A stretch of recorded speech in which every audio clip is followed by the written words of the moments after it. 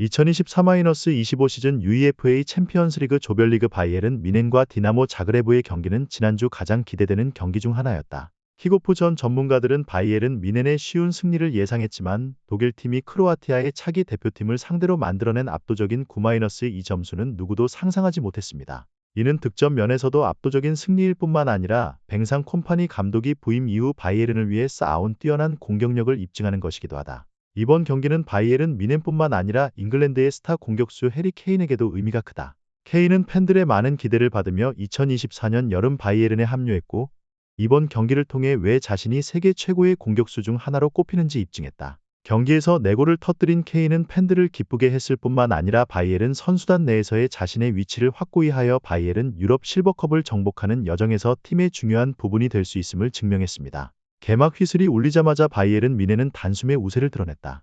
홈 경기에서 바이에른 팀은 빠르게 경기를 완전히 장악했습니다. 전반전 바이에른의 점유율은 최대 75%에 달했는데 이는 두 팀의 확연한 차이를 보여주는 수치이다. 바이에른은 경기를 주도했을 뿐만 아니라 양쪽 측면에서 중앙까지 포괄적인 공격 스타일을 전개했다. 상대 골문에 대한 접근 방식의 다양성으로 인해 디나모 자그레브는 수비 조직에 많은 어려움을 겪었습니다. 바이에른은 빈센트 콤파니 감독의 친숙한 4-2-3-1 포메이션으로 경기를 시작했고 해리 케인이 공격에서 가장 높은 활약을 펼쳤다. 케인 뒤에는 레로이 사네, 세르주 그나브리, 게레이로 등 스피드와 기술이 좋은 선수들이 서포터로 나선다. 한편 바이에른 수비의 주축인 김민재는 전반 내내 수비 시스템을 아주 잘 지휘했다. 공을 제어하고 라인 간 조화를 이루는 바이에른의 능력은 디나모가 공을 앞으로 옮기는 것을 거의 불가능하게 만들었습니다. 전반 12분 페널티킥을 얻어낸 바이에른에게 이보다 유리할 수 없는 상황에서 선제골이 나왔다. 왼쪽 측면에서 레로이 사네가 빠른 드리블을 한 뒤 디나모 수비수는 이를 막아내지 못했다.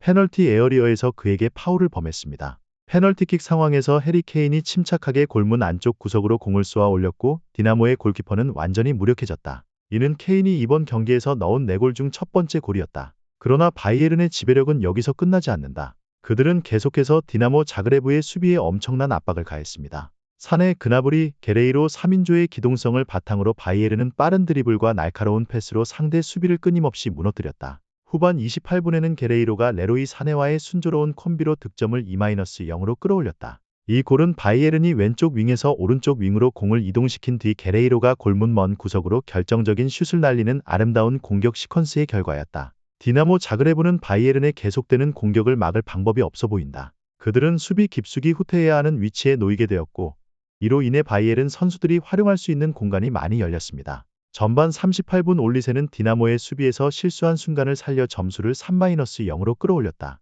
적절한 타이밍에 등장해 그나브리의 크로스를 정확하게 마무리하는 올리세의 교활함과 통찰력을 보여주는 골이다. 디나모 자그레브 역시 3-0으로 앞서 있음에도 불구하고 몇 차례 반격 기회를 얻었으나 이들의 노력은 바이에른 수비진에 의해 금방 무산됐다. 전반전 바이에른 측에서 가장 눈에 띄는 선수 중 한 명은 김민재였다.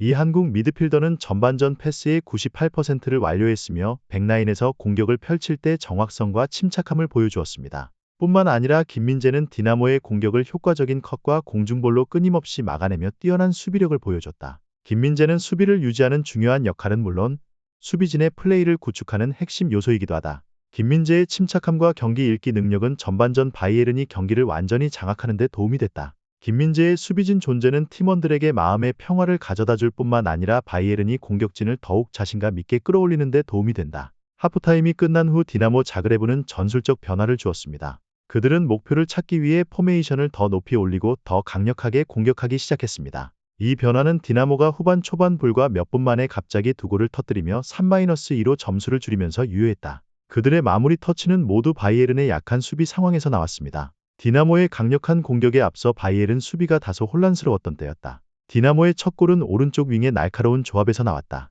디나모 공격수는 팀 동료로부터 공을 받은 후 교묘하게 바이에른 수비수를 제치고 가까운 코너로 낮은 슛을 보내 골키퍼 마누엘 노이어를 제압했다. 두 번째 골은 빠른 반격에서 나왔다. 디나모는 선수단을 더 높이 끌어올린 후 바이에른이 남긴 공간을 완전히 활용했습니다.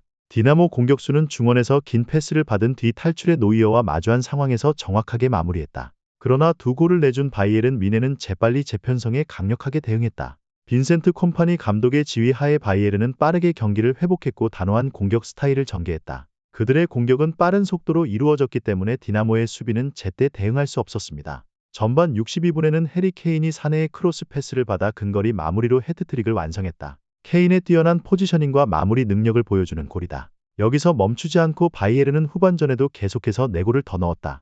해리 케인은 전반 75분 디나모 골키퍼에게 막을 틈도 주지 않은 페널티 박스 바깥쪽에서 결정적인 슈팅으로 4번째 골을 터뜨렸다. 바이에른의 남은 골은 킹슬리 코망, 세르주 그나브리, 조슈아 킴미히가 득점했고 각각 뛰어난 마무리를 선보이며 바이에른이 9-2라는 믿을 수 없는 점수로 경기를 마무리하는 데 도움을 주었습니다. 이번 강력한 승리는 공격 측면뿐만 아니라 경기 장악 측면에서도 바이에른 뮌헨이 완벽한 우위를 점하고 있다는 증거다. 바이에른은 매우 자신감 있고 조직적인 스타일로 축구를 했으며 항상 상대의 약점을 활용하는 방법을 알고 있었습니다. 비록 수비에서 몇 가지 사소한 실수가 있었지만 그것이 이번 승리의 완성도를 손상시키지는 않았습니다. 바이에른 뮌헨 팬들은 이번 경기 이후 자랑스러워할 일이 많았다.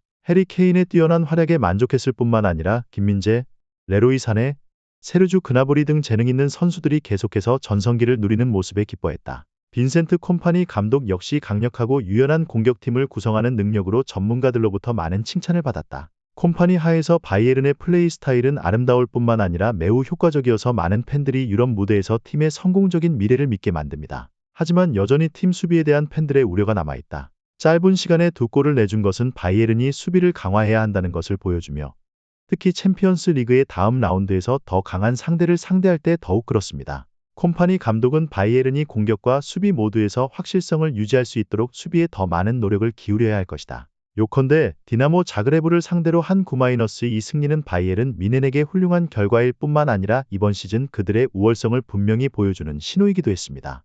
해리 케인, 레로이 사네, 김민재, 세르주 그나브리 같은 선수들이 스쿼드에 포함된 바이에른은 이번 시즌 챔피언스리그 우승을 위한 유력한 후보 중 하나임을 보여주고 있다. 유연한 공격 스타일, 좋은 조직력, 높은 투지 덕분에 바이에른은 기억에 남는 경기를 펼칠 수 있었습니다. 상세한 분석을 따라주셔서 감사합니다. 계속해서 양질의 축구 기사를 제공할 수 있도록 좋아요와 공유를 눌러주세요. 이번 시즌 챔피언스 리그 및 기타 주요 경기에서 바이에른 뮌헨의 여정을 계속해서 따라가세요.